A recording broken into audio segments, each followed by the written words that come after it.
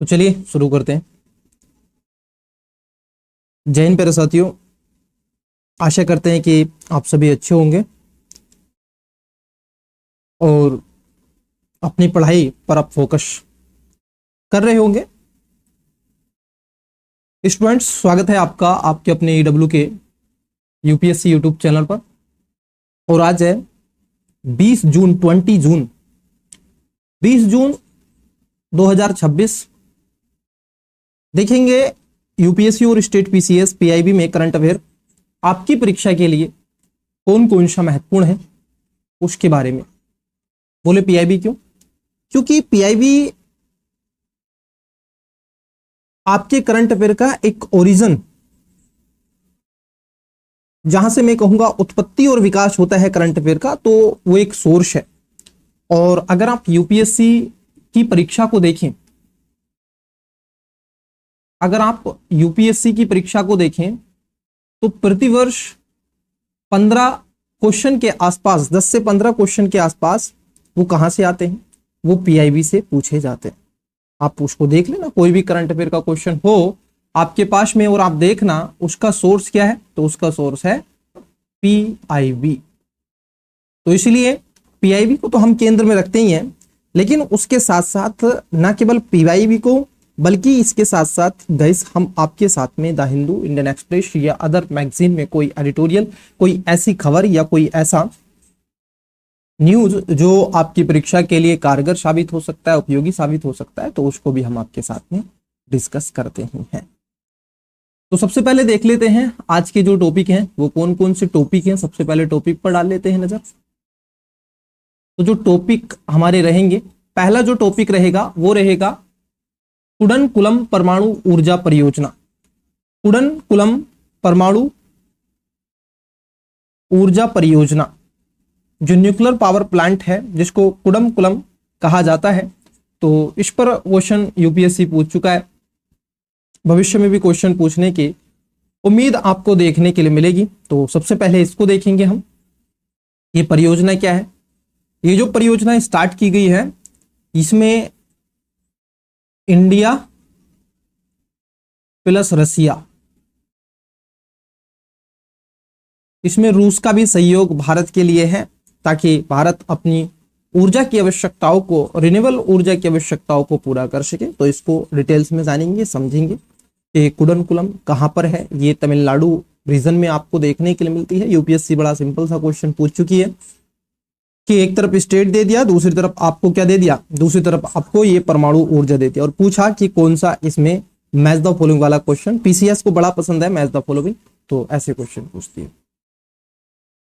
दूसरा जो हम टॉपिक देखेंगे वो होगा हिंद महासागर rim association, Indian ocean rim association. अब इसके बारे में जानेंगे, महत्वपूर्ण हो जाता है। जैसे भारत आज लगातार आप देखोगे उभरती हुई अर्थव्यवस्थाओं में से एक भारत कहा जाता है, तो उसके लिए इंडो पैसिफिक और खासतौर पर इंडियन ओशन जो रीजन है ये बहुत जरूरी है। तो IORA की उत्पत्ति, ओरिजिन कैसे हुआ, इसमें कौन कौन से देश शामिल हैं, इसका क्या टारगेट और लक्ष्य है, जो कि यूपीएससी इन 4-5 पॉइंटों को ध्यान में रखकर के क्वेश्चन बनाती आई है और बनाएगी भविष्य में भी। तो इसको हम देखेंगे। तीसरा जो टॉपिक हमारा रहेगा वो रहेगा प्रोजेक्ट सुपर 50। अब देखो होगा क्या, सैम क्या करेगी यूपीएससी या स्टेट पीसीएस में, आपसे सैम यही पूछ लेगा प्रोजेक्ट सुपर 50। आपसे क्या पूछ लेगा? आपसे पूछेगा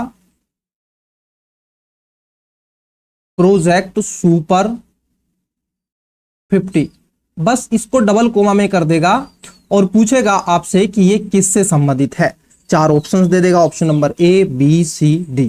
अब आपको बताना है कि प्रोजेक्ट सुपर 50 किससे है। इस प्रकार के क्वेश्चन पूछता है यूपीएससी, और ये मोस्ट इंपोर्टेंट है। इस प्रकार के क्वेश्चन यूपीएससी के लिए आपको भी थोड़ा सा चीजों को समझना पड़ेगा, तो इसको देखेंगे।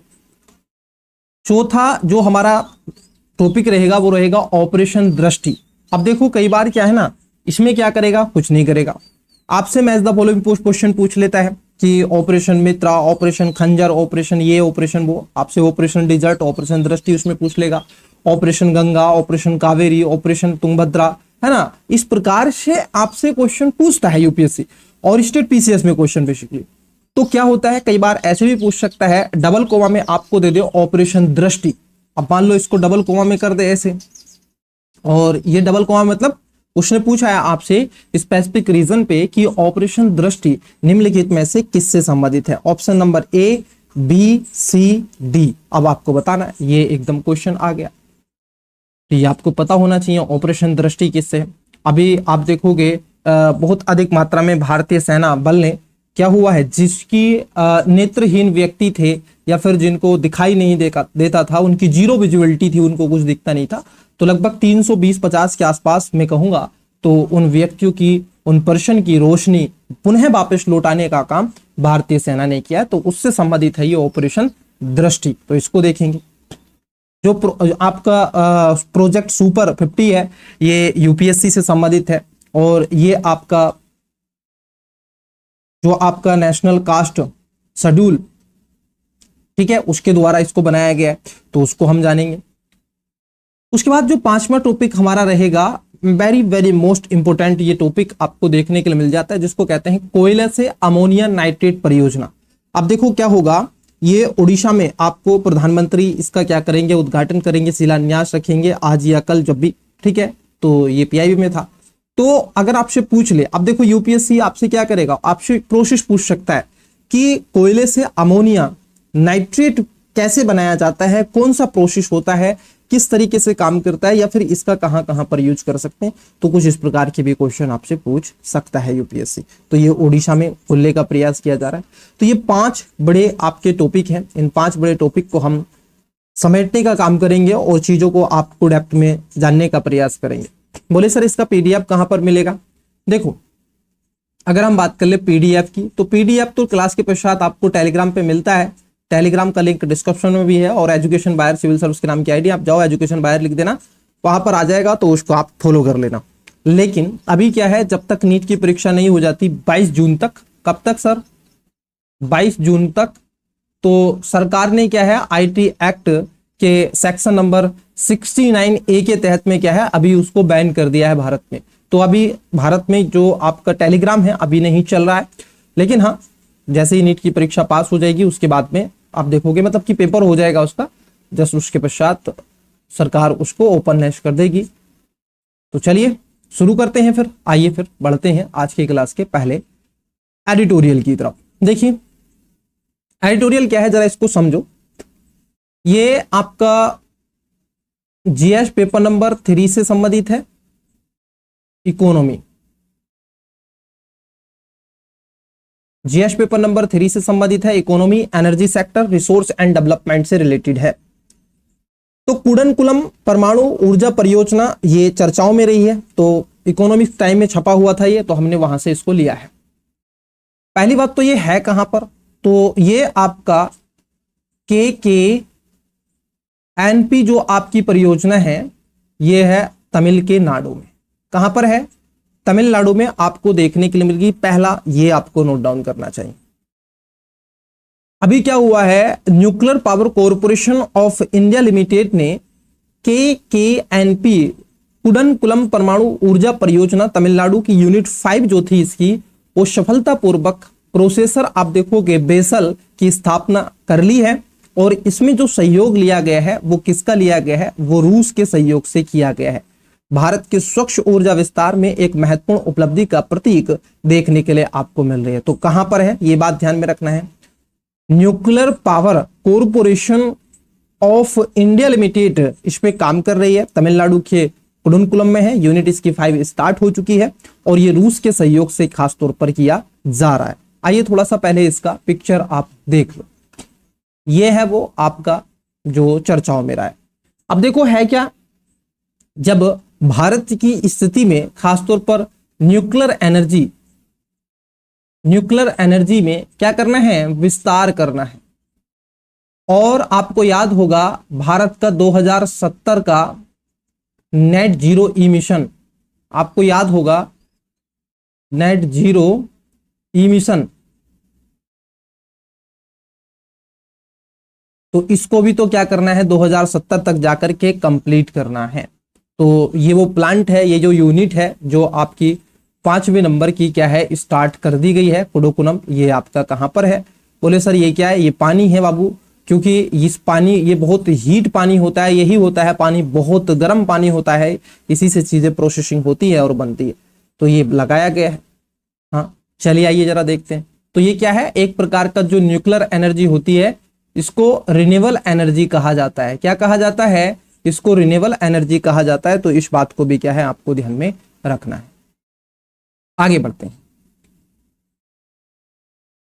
इसमें सहयोग हुआ है किसका? जय हिंद। इसका सहयोग हुआ है तो भारत और रूस का सहयोग इसके अंतर्गत देखने के लिए आपको मिल रहा है। ऐतिहासिक अंतर सरकारी समझौते के तहत यह संचालित हो रहा है।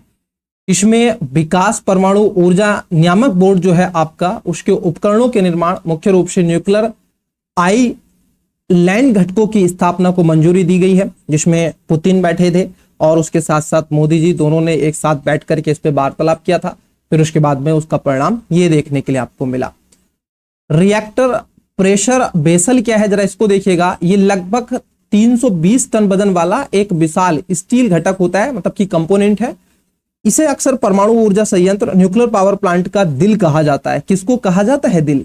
तो दिल कहा जाता है। रिएक्टर प्रेशर वेसल जो होता है इसको साक्षी इंडियन क्या किया जाता है? आप देखोगे दिल कहा जाता है, क्योंकि इसी के भीतर रिएक्टर कोर मौजूद होता है, जहां ऊर्जा उत्पन्न करने के लिए परमाणु विखंडन मतलब कि न्यूक्लियर फिजन की प्रक्रिया होती है। कहां पर होती है? तो वो होती है आपका रिएक्टर प्रेशर वेसल के अंदर क्या हो जाती है? आपकी न्यूक्लियर फिजन होता है, और जिसके चलते परमाणु ऊर्जा आप देखोगे न्यूक्लियर एनर्जी आपको देखने के लिए मिलती है। इट इज क्लियर या नो? अब बाकी का ये सारी चीजें हैं कि ये अत्यधिक सटीक ओपन टॉप विधि का उपयोग करके चीजों को किया गया। आपसे वो सारी चीजें नहीं पूछेगा, जो पूछनी थी वो मैंने आपको बता दिया है। इसको आप पढ़ सकते हैं, अन्यथा इसको आप छोड़ भी सकते हैं, इससे कोई आपका लेना देना इतना है नहीं। ऊर्जा सुरक्षा के लिए कुछ महत्वपूर्ण घटक किए गए हैं, क्योंकि अभी देखो क्या हुआ है, अगर आप देखोगे, क्योंकि जब न्यूक्लियर एनर्जी हम लगाते हैं, न्यूक्लियर एनर्जी जो भी हमारा पावर प्लांट लगता है ना बाबू, उसमें सबसे बड़ा क्या है आप देखोगे खतरा रहता है। किस चीज का खतरा रहता है? कई बार क्या हो जाता है इसमें आग लग जाती है, कई बार क्या हो जाता है इसमें आग लग जाती है, कई बार इसमें विस्फोट हो सकता है। क्या हो सकता है? इसमें कई बार विस्फोट हो सकता है। ऐसी कई घटनाएं हैं, जैसे अगर आप देखोगे 2011 की रिएक्टर प्रेशर वेसल होता है, बिल्कुल साक्षी। तो बेसिकली आग लग जाती है कई बार, उसके साथ साथ अब देखोगे विस्फोट होने के चांसेस रहते हैं। और इन सब के अलावा आपने देखा होगा 2011 में जापान में जब सुनामी आई थी, तो आज तक जापान उस सुनामी से प्रताड़ित है। आज तक आप देखोगे उस जो उसका पावर प्लांट था, परमाणु न्यूक्लियर जो पावर प्लांट था, आज तक उसको सही नहीं कर पाया। रूस में पहले से हादसा हो चुका है। भारत में आप देखोगे 1984 का वो हादसा, जो भोपाल फैक्ट्री थी, जो गैस उसमें हुआ था, वो भी तो एक तरीके से प्लांट ही था। तो कई चीजें आपको देखने के लिए मिलेंगी इसमें। तो सबसे बड़ा खतरा यही रहता है, और इससे ज्यादा खतरा रहता है कि जो ये इसका हीट वाटर होता है उसको हम कहां पर आप देखोगे रिलीज करें, कहां पर उसको लेकर के जाएं, कहां पर उसको डालें। प्रॉब्लम ये सबसे बड़ी रहती है, इसका जो पानी गर्म होता है उसको कहां ले जाकर, अगर आप कहीं पर डालोगे जाकर के, कई बार होता है कि जो रोड होते हैं उसकी साइडों में उसको डाल दिया जाता है हमेशा, है ना। तो उससे क्या है, वहां का जो इकोसिस्टम होता है वो बर्बाद हो जाता है, वो जल जाता है, वहां का इकोसिस्टम बर्बाद हो जाता है। तो कई चीजें यहां पर आपको देखने के लिए मिलती है। तो ऊर्जा सुरक्षा के लिए महत्वपूर्ण यह है कि एक बार KKNP को सभी 6 नियोजित इकाइयां चालू हो जाएंगी तो कुडनकुलम परिसर की कुल स्थापित जो क्षमता है वो लगभग 6000 मेगा इलेक्ट्रिकल हो जाएगी। कितनी हो जाएगी? क्योंकि इसके 6 यूनिट है, ये आपका 5वां यूनिट था, तो ये अगर 6 की 6 चालू हो जाएंगी तो लगभग 6000 मेगावाट इलेक्ट्रिकल आप देखोगे इसकी क्षमता हो जाएगी। ये इतनी ऊर्जा उत्पादित करेगा। इस परियोजना यह महत्वपूर्ण और प्रमुख परमाणु ऊर्जा न्यूक्लियर पावर प्लांट एक हब के रूप में उभरेगी और विकसित भारत के लिए परमाणु ऊर्जा मिशन के तहत 2047 तक 100 गीगावाट परमाणु क्षमता को हासिल या लक्ष्य को भेदने में महत्वपूर्ण भूमिका निभाएगी। तो भारत का एक टारगेट भी है सर। क्या टारगेट है सर? टारगेट है कि हम 2047 तक, जब हमने एक सपना देखा है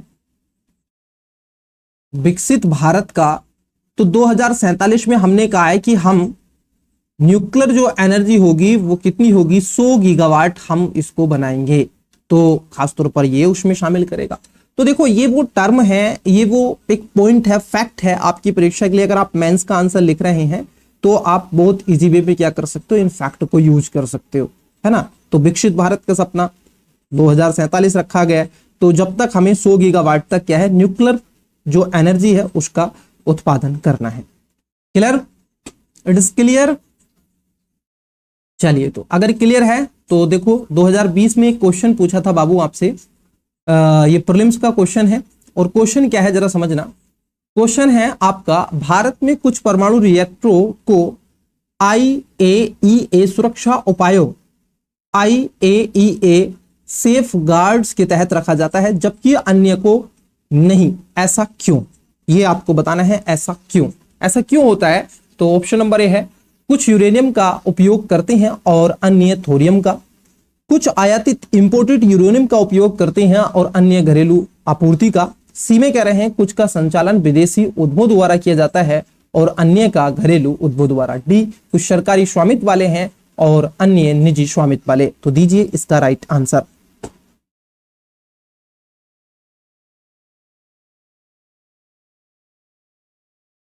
बिल्कुल आंसर आपके आने लग रहे हैं। हाँ बिल्कुल अमीषा, 2047 तक रखा गया है, बी राइट आंसर आ रहा है, बहुत ही बढ़िया। चलिए, हाँ तो इसका करेक्ट आंसर क्या हो जाएगा, देखिए साक्षी का एकदम करेक्ट आंसर आया है कि कुछ आयातित इंपोर्टेड, कुछ क्या होते हैं, कुछ आयातित इंपोर्टेड यूरेनियम का उपयोग करते हैं और कुछ या अन्य किसका करते हैं, घरेलू आपूर्ति का करते हैं। तो इसका करेक्ट आंसर ऑप्शन नंबर क्या हो जाएगा, बी आपका राइट आंसर हो जाएगा। It is clear. हाँ तो बी इसका क्या हो जाएगा, राइट आंसर हो जाएगा। चलिए आगे बढ़ते हैं, बिल्कुल बी राइट आंसर हो जाएगा। नेक्स्ट देखते हैं, नेक्स्ट टॉपिक डालिएगा, नेक्स्ट टॉपिक डालो आईआर,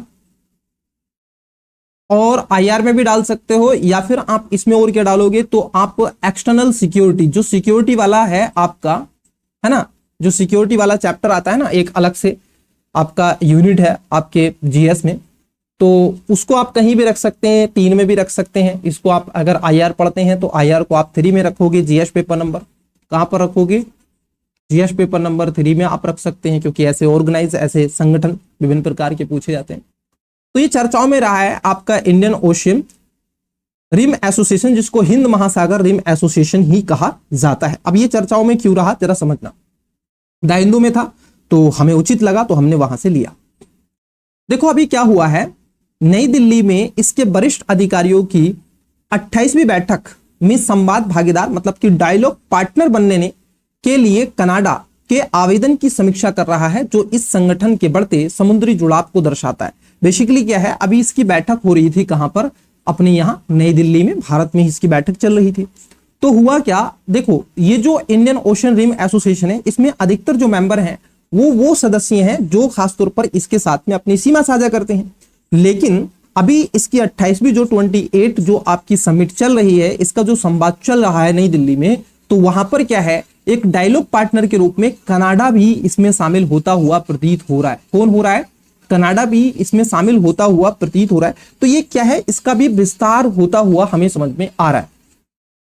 अब इतना ही नहीं, इसमें कनाडा के नाम पर उसकी व्यापक समुद्री विशेषताओं के कारण किया जा रहा है, क्योंकि विशाल तटीय क्षेत्र है और समुद्री सुरक्षा, अगर आप देखोगे तो इसको यूं ही नहीं, समुद्री सुरक्षा इन सब के अलावा कनेक्टिविटी, महासागरीय शासन, ओशियन गवर्नेंस का अनुभव शामिल है, जिसमें इंडियन ओशियन रिम एसोसिएशन सदस्यों को लाभ हो सकता है। तो इसके कई ऐसे कारण आपको यह रीजन देखने के लिए मिलेंगे। आइए जरा पहले इसको समझ लेते हैं और देखते हैं, क्योंकि क्वेश्चन तो आपसे पूछेगा तो रिम एसोसिएशन से ही पूछेगा, जो इंडियन ओशियन रिम एसोसिएशन है।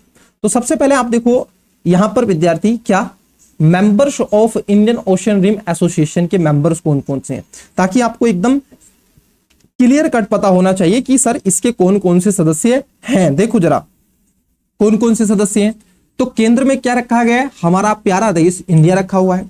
उसकी ही बगल में एक है, आप देखोगे बांग्लादेश, फिर नीचे म्यांमार नहीं है, उसके बाद है आपका थाईलैंड, मलेशिया और इंडोनेशिया, इधर आपका ऑस्ट्रेलिया, श्रीलंका, इसके अलावा सेल्सस, और इधर अगर हम बात कर ले Iran, Oman, Yemen, Kenya, Tanzania, Madagascar, Mozambique, south Africa, और इन सब के अलावा आप देखोगे मॉरिशस और कोमोरोस, सिंगापुर भी इसके अंतर्गत आपको देखने के लिए मिलेगा। तो ये मेंबर हैं, किसके मेंबर हैं सर? ये मेंबर हैं आपके IORA के। किसके मेंबर हैं? IORA के। यूपीएससी 2018 में, कब? यूपीएससी 2018 में बाबू आपसे मेंस में क्वेश्चन पूछ चुकी है। कहां पूछ चुकी है? इसमें मेंस में क्वेश्चन पूछ चुकी है। अभी तक प्रीलिम्स में यहां से क्वेश्चन नहीं आया है, तो एक स्कोप बन जाता है आपके लिए कि प्रीलिम्स में शायद यहां से क्वेश्चन आए, क्योंकि वो मेंबर के ऊपर डायरेक्टली क्वेश्चन पूछ सकती है कि इसमें कौन कौन से मेंबर हैं, जरा बताइए, है ना? वो एकदम क्वेश्चन आपसे पूछ सकती है, एकदम पूछ सकती है। तो इसका आप स्क्रीनशॉट ले लो। हाँ, इसका आप स्क्रीनशॉट ले लो बहुत ही क्लियर तरीके से। चलिए आप जरा समझते हैं इसकी उत्पत्ति और ओरिजिन कैसे हुआ, कहां से क्या चीजें आपसे निकली हैं। देखो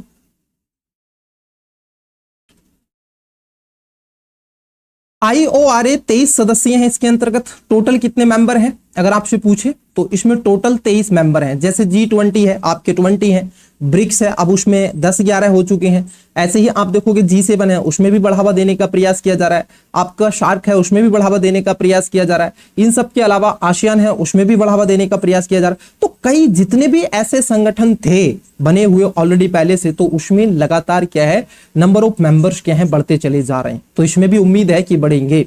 तो इसमें कितने अभी 23 सदस्य हैं और 12 संवाद भागीदार। इसमें डायलॉग पार्टनर एक अंतर सरकारी संगठन के रूप में जाना जाता है। ठीक है, अंतर सरकारी संगठन है। तो अगर आपसे पूछ ले कि इसमें कोई बाहर का सदस्य नहीं है, तो है, कैसे हैं? डायलॉग पार्टनर हैं इसके। कितने हैं? लगभग 12 है। तो 23 तो इसके मैन है सदस्य जो इंडियन ओशन के साथ में, लेकिन 12 ऐसे हैं जो इसके साथ में नहीं है, लेकिन फिर भी इसके एक तरीके से डायलॉग पार्टनर है जो हिंद महासागर क्षेत्र के सहयोग को बढ़ावा देते हैं। इसकी उत्पत्ति की अगर हम बात कर ले तो पहली बार दक्षिण अफ्रीका के राष्ट्रपति नेल्सन मंडेला ने, देखो अब आपसे क्वेश्चन क्या है बाबू, आपसे क्वेश्चन पूछेगा इथिक्स में, क्योंकि नेल्सन जो मंडेला है एक तरीके से क्या है, जैसे इंडिया के बापू हैं, मतलब कि महात्मा गांधी हैं, उसी प्रकार से अफ्रीका के नेल्सन मंडेला। तो आपसे क्वेश्चन पूछ सकता है। इथिक्स में बड़ा प्यारा है, नेल्सन मंडेला को आप पढ़ते हैं, अच्छे लीडर को जब आप पढ़ते हैं तो नेल्सन मंडेला का नाम सबसे ऊपर आता है। और ये वही पर्सन है जिसको हमने भारत रत्न दिया है, ये वही पर्सन है नेल्सन मंडेला। तो थोड़ा सा इनके बारे में ध्यान में रखना है। तो ये किसके मस्तिष्क की उपज थी? तो ये आप देखोगे वर्ष 1995 में, कब? 1995 में पहली बार दक्षिण अफ्रीका के राष्ट्रपति नेल्सन मंडेला की इस पर दृष्टि गई थी और भारत की यात्रा के दौरान ये व्यक्त किया था। जब वो आए थे, कहां से आए थे? अफ्रीका से। देखो आपको मैप पे पुणे लेके चलता हूं। जब नेल्सन मंडेला जी 1995 में भारत पहुंचे थे, तो यहां देखो साउथ अफ्रीका से उन्होंने जब उड़ान भरी थी तो सीधे वो यहां इंडिया लैंड किए, नई दिल्ली आए। तो उनकी जो नजर थी वो इस पर गई, फिर इन्होंने इसका मैप मंगवाया, सारी चीजें चार्टर मंगवाया और पूरी चीजों को समझा और फिर कहा कि क्यों ना एक ऐसा क्या होना चाहिए, एक संगठन बनाया जाए। तो फिर ये संगठन बना। देखो जरा समझना, दुनिया में ऐसे कई संगठन बने हैं, जैसे आपका इंडियन ओशन रिम एसोसिएशन ऐसे ही बना, किसी एक पर्सन की दिमाग की उपज आई तो बना दिया गया। वैसे ही आप देखोगे क्वाड बना, उसी प्रकार से ब्रिक्स भी बना, है ना। तो इस प्रकार से दुनिया में कई आप देखोगे संगठन बने हुए हैं जो पार्टिकुलर एक व्यक्ति ने उसका ओरिजिन किया है कि ऐसा कुछ होना चाहिए। तो इन्होंने कहा था, जिसमें उन्होंने हिंद महासागर के देशों के प्राकृतिक, ऐतिहासिक और भौगोलिक संबंधों की विशेषता पर बल दिया। विकास की बात कर लें तो इस विचार के कारण 1995 में हिंद महासागर रिम एसोसिएशन एक इनिशिएटिव की शुरुआत हुई, जिसके परिणाम स्वरूप अंततः 1997 में आपका IORA का गठन हुआ। तो सबसे पहले क्या बना था? हिंद महासागर रिम इनिशिएटिव बनाया गया था। तो सबसे पहले ये बनाया गया था। क्लियर हुआ? हाँ। South Africa, Mozambique, Tanzania, Kenya, Yemen, Oman, Iran, India, Bangladesh, Thailand, Mauritius, Singapore, Indonesia. Very good, बिल्कुल 1997 में। हाँ बिल्कुल, इनको शांति के प्रतीक में मेडल्स भी मिला। बिल्कुल इंडियन बादशाह, बहुत ही बढ़िया। हाँ, और इनके मोटिवेशन के लिए तो एज ए मोटिवेशन एक ऑथर के रूप में तो आप जानते ही हैं, इनकी लाइनें आज कूट इनके यूज करते हैं लोग। तो इसकी उत्पत्ति कैसे हुई थी? तो 1995 में नेल्सन मंडेला ने जब भारत की यात्रा करी थी, तो उसके पश्चात 1997 में आपका ये बना था। इसमें 23 सदस्य हैं और 12 सदस्य इसमें डायलॉग पार्टनर के रूप में जाने जाते हैं। यह एक अंतर सरकारी संगठन के रूप में जाना जाता है। कौन? Indian ocean rim association. चलिए आगे बढ़ते हैं। चार्टर एक आधार, अगर हम बात कर ले, दस्तावेज के रूप में काम करता है, जो सदस्य देशों के बीच में क्या है? बहुपक्षवाद, आम सहमति और गैर हस्तक्षेपकारी जुड़ाव पर आधारित सहयोग का मार्गदर्शन करता है। प्राकृतिकता वाले क्षेत्र में हिंद महासागर क्षेत्र का देखो, अब इसका जो उद्देश्य है, क्योंकि यूपीएससी क्या करता है, इन पर जरूर क्वेश्चन पूछता है, अगर ये बनाया गया है तो क्यों, इसका उद्देश्य तो क्या क्या? तो देखो इसका उद्देश्य क्या था बाबू? इसका उद्देश्य सबसे पहला था कि हिंद महासागर क्षेत्र में क्या करना है? सतत क्षेत्रीय सहयोग और विकास को बढ़ावा देना है। किसको बढ़ावा देना है? जरा शब्द देखो, समझो। सतत क्षेत्रीय सहयोग होगा और उसके साथ साथ विकास को बढ़ावा देना होगा। तो सिक्योरिटी पर्पज से, इन सब के अलावा एक्सपोर्ट इंपोर्ट के पर्पज से, इन सब के अलावा जो आपका ओशन है इसको स्वच्छ बना करके रखना है। ऐसा ही नहीं कुछ भी चल रहा है इसमें। इसमें 6 प्राथमिकता वाले क्षेत्रों, 2 क्रॉस और कटिंग व्यापक अंतर विभागीय मुद्दों पर ध्यान केंद्रित किया गया। संस्थागत तंत्र के रूप में यह अपनी संस्थागत संरचनाओं के माध्यम से कार्य करता है, जिसमें वरिष्ठ मंत्री होते हैं, मंत्रिपरिषद होती है, वरिष्ठ अधिकारियों की एक समिति होती है, ट्राइका होती है, और आप देखोगे इसका एक सचिवालय शामिल है। अब आपको कमेंट में बताना है, जो भी आप क्लास को अभी देख रहे हैं या बाद में आप देखोगे, तो आपको क्या करना है, आपको कमेंट में बताना है इसका सचिवालय कहां पर है। आपको बस ये बताना है इसका हेडक्वार्टर कहां पर है या नहीं है, जो भी, ठीक है, आप बताइए, कमेंट में बताना आपको। चलिए आगे बढ़ते हैं। सदस्य देशों पर तो मैंने आपसे बात कर ली है कि कौन कौन से सदस्य देश हैं, तो एक बार पुनः बता देता हूं इसमें कौन कौन से सदस्य देश हैं। देखो, भारत है, ऑस्ट्रेलिया है, इंडोनेशिया, मलेशिया, दक्षिण Africa, Sri Lanka, Oman, Kenya, Tanzania, Mozambique, Madagascar, Mauritius, Celsus, Somalia, Comoros, Maldives, France भी अभी है इसमें, UAE, Iran, Bangladesh, Thailand, Singapore और यमन, ये इसके सदस्य देश हैं। उन सब के अलावा जो संवाद भागीदार हैं, अगर हम बात कर लें तो America, United kingdom, China, Japan, European संघ, रूस, जर्मनी, इटली, कोरिया गणराज्य, तुर्की, सऊदी अरब और मिस्र जैसे प्रमुख वैश्विक क्षेत्रीय देश भी इसके अंतर्गत आप देखोगे बढ़ते भू राजनीतिक जुड़ाव को दर्शाता है। तो अगर हम बात कर लें, हाँ बिल्कुल, साक्षी ने एकदम गुड, वेरी गुड साक्षी, बहुत ही बढ़िया बाबू। देखो यार, तो इसमें क्या है, आप एक बात जरा देख रहे होंगे, इतने सारे देशों का मैंने आपको नाम लिया, मतलब कि दुनिया भर के जो देश हैं, जिसके हाथ में दुनिया की अर्थव्यवस्था है, जिसके हाथ में दुनिया की जनसंख्या है, दुनिया के संसाधन इन देशों के हाथ में है, पास में है, वो सभी देश लगभग क्या है, आज इसमें इंटरेस्ट दिखा रहे हैं और सभी इसका सदस्य बनने का प्रयास कर रहे हैं, और ये भविष्य में बनेंगे, क्योंकि इतना बड़ा मुझे लगता है कि दुनिया में इससे बड़ा ऐसा कोई संगठन नहीं है। आप ब्रिक्स को देख लो, है ना, हालांकि आप कहोगे सर वर्ल्ड बैंक है, वो एक संस्थान है बाबू, संगठन की बात कर रहे हैं, वो एक संस्थान है, वो अलग से काम करती है, उसके एक अलग टारगेट है। लेकिन हम बात करें इस प्रकार के संगठन, आप इंडो पैसिफिक को देख लो, आप एससीओ को देख लो, आप G20 को देख लो, जो इस प्रकार के संगठन है, मैं उसकी बात कर रहा हूं, तो इससे बड़ा कोई संगठन नहीं है। तो क्वेश्चन बनने के चांसेस अपने आप में ज्यादा हो जाते हैं। वैश्विक अगर हम देख लें जुड़ाव इसका क्या है, तो IORO को संयुक्त राष्ट्र महासभा, UNGA और अफ्रीकन यूनियन ने इन सब के अलावा अंकटाड जैसे प्रमुख वैश्विक संस्थानों के परिप्रेक्ष्य ऑब्जर्व का दर्जा भी प्राप्त हो गया। यह वैश्विक शासन में हिंद महासागर के हितों के प्रतिनिधित्व को सुदृढ़ करता है और अंतरराष्ट्रीय सहयोग को सक्षम बनाता है। मतलब कि आप देखोगे तो इसमें कितनी अच्छे से इसको दर्शाया गया है कि UNGA ने इसको मान्यता दी, अफ्रीकन जो यूनियन है उसने दी है, और अंकटाड भी इसको क्या कर रहा है, सपोर्ट कर रहा है। तो ये दुनिया भर के जो बड़े बड़े आप देखोगे संस्थान है, संगठन है ऐसे, उन्होंने भी इसको क्या है आप देखोगे मान्यता देने का प्रयास किया है। तो हमने आपसे बात करी किस पे, इंडियन ओशियन रिम एसोसिएशन के बारे में जाना, Indian ocean rim association. It is clear. Amisha, Indian Badshah, Sakshi, बाकी सभी विद्यार्थी जो भी क्लास में उपस्थित हैं और जो पहली बार आए हैं, चैनल को सब्सक्राइब कर लेना, वीडियो को लाइक करते चलना। आइए आगे बढ़ते हैं। It is clear. चलिए बहुत बढ़िया, आराम से एकदम शॉर्ट नोट्स बनाते चलो, एकदम बढ़िया। PDF टेलीग्राम पे मिल जाएगा। चलिए आगे बढ़ते हैं, नेक्स्ट टॉपिक की तरफ बढ़ते हैं। ये आपकी परीक्षा के लिए पीटी डायरेक्ट प्रीलिम्स में आ जाता है। डायरेक्ट प्रीलिम्स में बोले सर क्या है ये डायरेक्ट प्रीलिम्स में, आपको बता रहे हैं कि डायरेक्ट आ जाता है, बिल्कुल आ जाता है बाबू। देखो होता क्या है, यूपीएससी आपको डबल कोमा में करके दे देगा प्रोजेक्ट सुपर 50 क्या है, बस इतना सा दे देगा और 4 ऑप्शन दे देगा, आपको बताना है बाबू कि इसमें से कौन सा संबंधित है, बस हो गया काम आपका। तो देखो समझते हैं, इसको जरा जानने का प्रयास करते हैं। प्रोजेक्ट सुपर 50 देखो है क्या, थोड़ा सा समझना।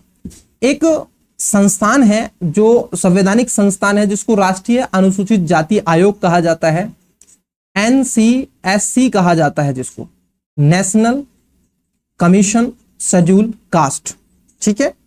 तो खासतौर पर क्या है, इसने क्या किया है, इसने यूपीएससी की तैयारी को लेकर के, यूपीएससी की तैयारी को लेकर के इसने एक प्रोजेक्ट बनाया है जिसको प्रोजेक्ट सुपर 50 कहते हैं, बस इतना सा है। मैं फिर से कह रहा हूं, है क्या सर ये नई दिल्ली में मुख्यालय में सिविल सेवा परीक्षा मार्गदर्शन कार्यक्रम प्रोजेक्ट 50, प्रोजेक्ट कौन सा है, प्रोजेक्ट सुपर 50 का सफलतापूर्वक आयोजन किया गया। कार्यक्रम का विषय था मार्गदर्शन करना, परामर्श करना और उसके साथ साथ सशक्तिकरण करना है। अब इसमें कुछ राज्यों के राज्यपाल, मुख्यमंत्री वगैरह वगैरह इसमें लोग शामिल हुए थे। तो ये फोटो आप देख सकते हैं, एक फोटो आप देख सकते हैं, ये इन्हीं का है। नेशनल कमीशन शेड्यूल कास्ट के द्वारा बनाया गया है, क्या है आपका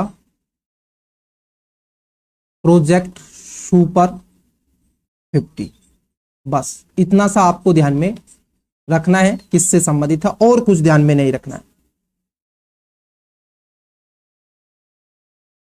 बस इतना सा आपको ध्यान में रखना है। हो गया आपका ये टॉपिक, और इसमें कुछ आपको नहीं पढ़ना है।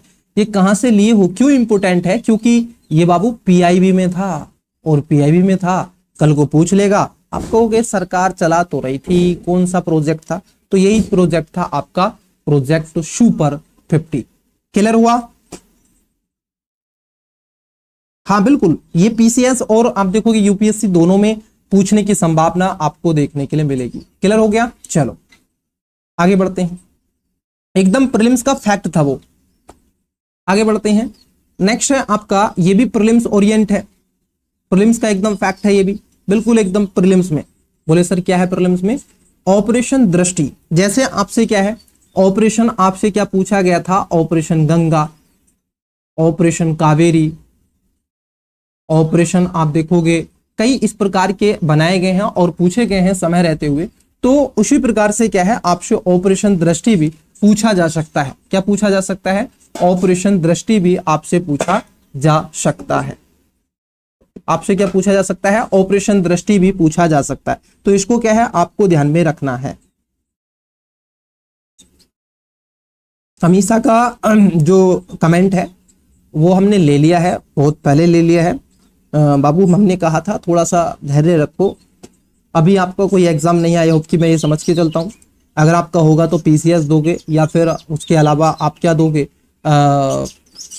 आप सीजीएल का दे सकते हो, या फिर उसके अलावा आप कौन सा एग्जाम आ रहा है अभी फिलहाल तो जो नवंबर दिसंबर के आसपास में एग्जाम आ रहे हैं, तो उसमें से आपका कौन सा है, एक ईपीएफओ का एग्जाम है, तो वही तो दोगे ना। तो बस तो मैथ की क्लास भी लेंगे, है ना, हाँ परेशान ना हो, इतने थोड़ा सा अपने स्तर पर करने का प्रयास कीजिएगा, बाकी तो क्लास में करेंगे। तो ऑपरेशन दृष्टि आपसे पूछा जा सकता है। देखो है क्या ऑपरेशन दृष्टि का, ये प्रीलिम्स फैक्ट है, ये है क्या, इसके ही नाम में छुपा हुआ है। ऑपरेशन दृष्टि ऑपरेशन दृष्टि में ही छुपा हुआ है।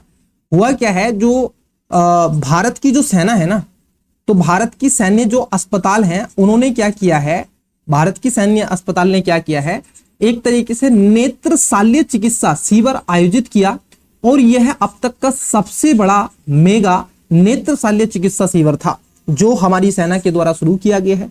ये 4 दिवसीय शल्य चिकित्सा अभियान था। इसके माध्यम से लगभग 320 से अधिक नागरिकों की आंखों की रोशनी लौट आई है। देखिए ये है सबसे बड़ा काम इस जिंदगी में, अगर कुछ है मुझे नहीं लगता इससे बड़ा कोई कार्य हो सकता है। हाँ देखो जरा, मुझे नहीं लगता है इससे बड़ा कोई काम हो सकता है कि इस अभियान के माध्यम से 320 से अधिक नागरिकों की आंखों की रोशनी लौटी। ये जरा समझिएगा। मतलब कि कल्पना कीजिए कि मिस्टर कुमार सर अभी क्या है, बिल्कुल एकदम उनकी विजिबिलिटी एकदम हाई फाई है और देखते हैं, और कल से कल्पना कीजिए अभी कल से उनको दिखने बंद हो जाए, नहीं दिखे तो कैसा लगेगा। या फिर मान लीजिए आज आप देख रहे हैं और मैं रात को आपकी आंख पर पट्टी बांधूं और सुबह को ना खोलूं पूरे दिन, तो आपको कैसा लगेगा? अंधेरा हो जाएगा ना। तो वैसा ही सेम ये है, जिसकी जिंदगी में अंधेरा था अब उसकी जिंदगी में प्रकाश आ गया ऑपरेशन दृष्टि के माध्यम से।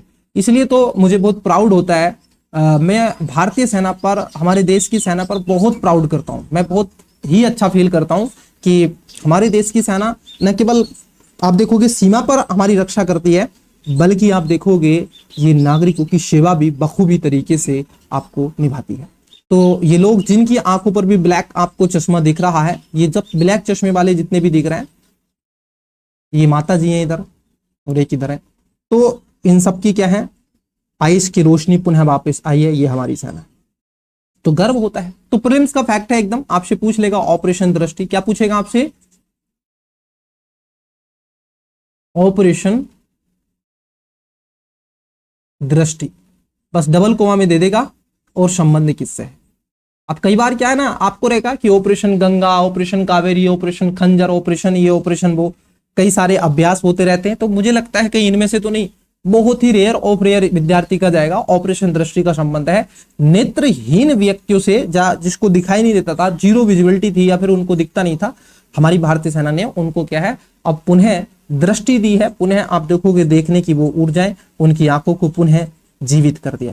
तो ये उससे संबंधित है, सल्यूट है हमारी सेना को, वेल डन, बहुत ही बढ़िया कार्य है ये। चलिए आगे बढ़ते हैं। तो ये प्रीलिम्स फैक्ट था एकदम, दो आपके पूछे जा सकते हैं, ऑपरेशन सुपर 50, ऑपरेशन दृष्टि, ठीक है। चलिए पीआईबी में था इसलिए हमने वहां से लिया है इसको। आगे बढ़ते हैं और चीजों को नेक्स्ट टॉपिक की तरफ बढ़ते हैं। देखिए नेक्स्ट टॉपिक है आपका, ये आपका जीएस पेपर नंबर, आप इसको 3 में रखोगे बाबू, इकोनॉमी में, जरा समझना। चर्चाओं में क्या है, ओडिशा में क्या है, देश की पहली वाणिज्यिक स्तर की कोयला से अमोनिया नाइट्रेट परियोजना का उद्घाटन करेंगे कौन? भारत के प्रधानमंत्री।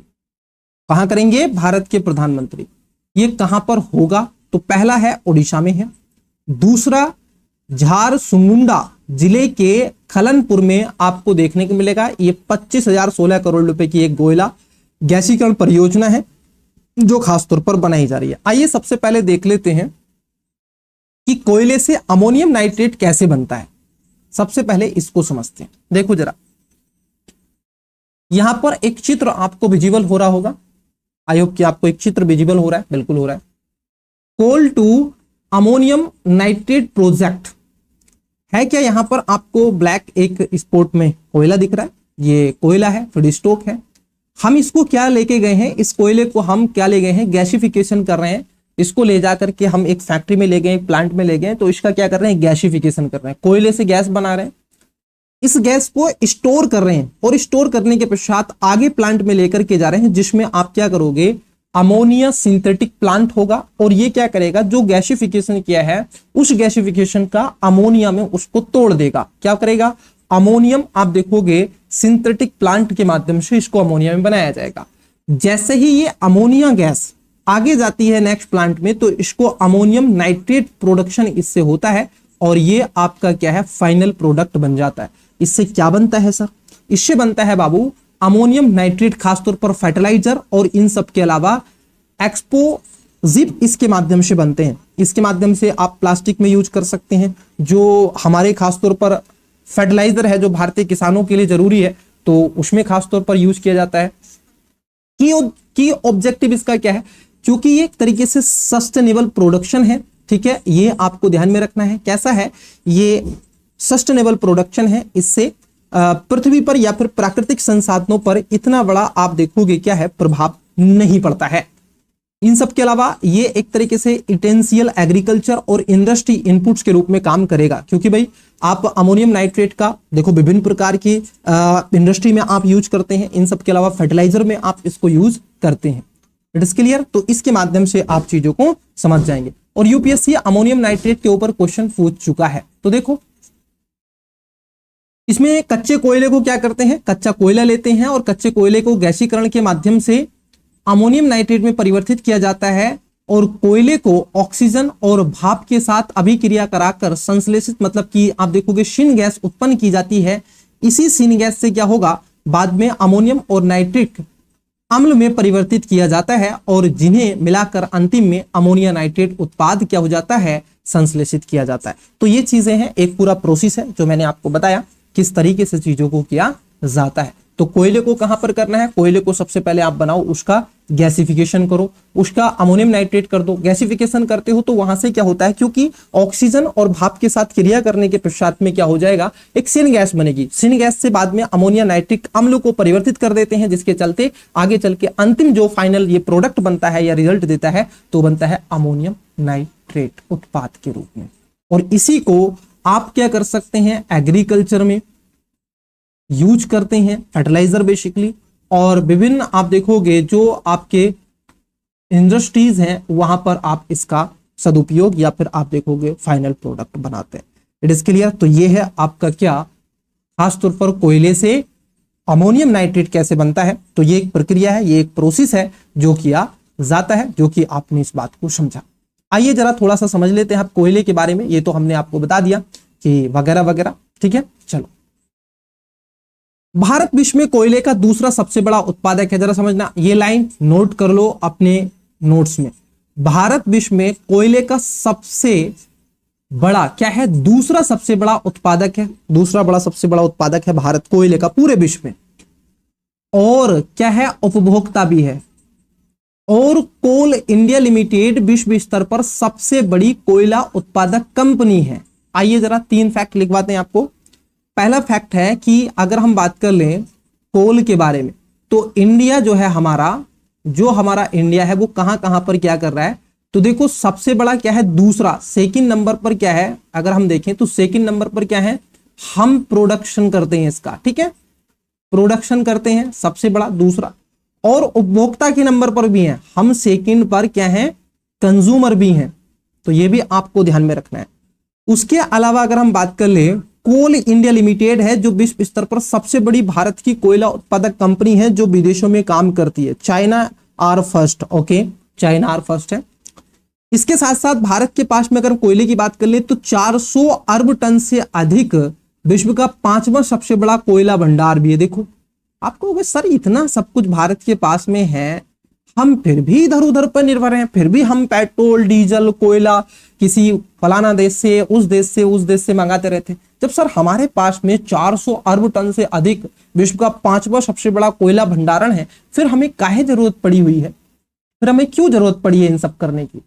तो जरूरत है बाबू, क्यों, क्योंकि कोयले के आपने टाइप पढ़े होंगे। बोले सर बिल्कुल पढ़े, उसी में आपने पढ़ा होगा एंथ्रेसाइट, लिग्नाइट, पीट, बिटुमिनस, ये सब पढ़े।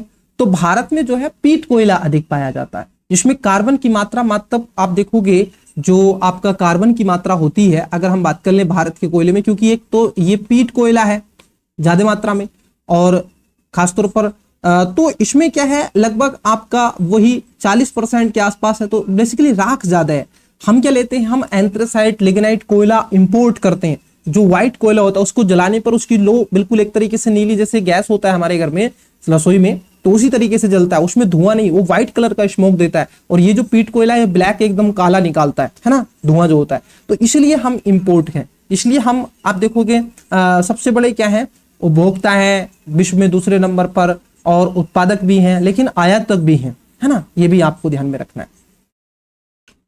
कोयला गैसीकरण के माध्यम से इन संसाधनों का उपयोग करके देश के औद्योगिक परिदृश्य में महत्वपूर्ण परिवर्तन लाया जा सकता है, और साथ ही कच्चे माल और रसायनों पर आयात निर्भरता को भी कम किया जा सकता है। फिर दूसरी बात, इसको जो प्रोसेसिंग है, इसकी जो निकालने की जो प्रक्रिया है वो थोड़ी सी टफ और डिफिकल्ट है, तो ये भी है, चीजें महंगी भी है। तो इसलिए उचित समझते हैं कि हम क्या कर लेते हैं, मंगा लेते हैं। तो ये था आपका, अगर हम बात कर ले क्या, यह है आपका कोयला से अमोनियम नाइट्रेट जो आपके उड़ीसा के झारसुगुड़ा जिले में, मतलब कि लखनपुर में आपको देखने के लिए मिलेगी। भारत के प्राइम मिनिस्टर क्या कर रहे हैं, इसको खास तौर पर बना रहे हैं। बिटुमिनस अधिक है, ओके, चलिए बिटुमिनस अधिक है, जो कि कोई दिक्कत नहीं हो जाता है कई बार, थोड़ा सा फैक्ट में फैक्ट जो चेक होता है उसमें थोड़ा सा हो जाता है कई बार, है ना। चलिए, बिटुमिनस अधिक है भारत में, हाँ लगभग 60% कोयले के आसपास बिटुमिनस ही भारत में पाया जाता है। पीट और बिटुमिनस कोयला ही भारत में अधिकतर मिलता है। एंथ्रेसाइट और लिग्नाइट कोयला नहीं मिलता है, जो कि हमें ऑस्ट्रेलिया या अदर कंट्रीज से क्या है इंपोर्ट करना होता है। इट इज क्लियर साक्षी? बोले सर अब चीजें एकदम क्लियर है। चलिए तो आगे बढ़ते हैं और चीजों को समझते हैं, क्या और भी है टॉपिक तो और भी देखते हैं। नहीं तो ये थे आपके आज का जो करंट अफेयर था। आई होप कि आपको ये करंट अफेयर कैसा लगा है, कमेंट्स आवश्यक रूप से करें, अपना फीडबैक दें कि आपको ये क्लास कैसी लगी है। हाँ, इसका पीडीएफ तो टेलीग्राम पे मिलेगा, लेकिन अभी सरकार ने उसको क्या है बैन करके रखा है, रोक के रखा है। 22 तारीख के बाद में ही आपको मिलेगा, 22 जून के बाद में ही सारे पीडीएफ मिलेंगे जो भी। हालांकि हम तो शेयर करते हैं लेकिन जाता ही नहीं है वो। तो ये थे 5 बड़े टॉपिक जो आपकी परीक्षा के लिए डायरेक्ट इनडायरेक्ट संबंधित थे और प्रीलिम्स और मेंस के ओरिएंट को ध्यान में रखते हुए। तो चलिए फिर मिलते हैं आपसे किसी और क्लासेस में, किसी और सेशन में। तब तक के लिए मस्त रहिए। अगर चैनल को सब्सक्राइब नहीं किया है कर लेना, वीडियो को लाइक कर देना, दोस्तों के साथ में शेयर करना मत भूलना और अपना फीडबैक देते चलना। तो बेस्ट ऑफ लक, बाय।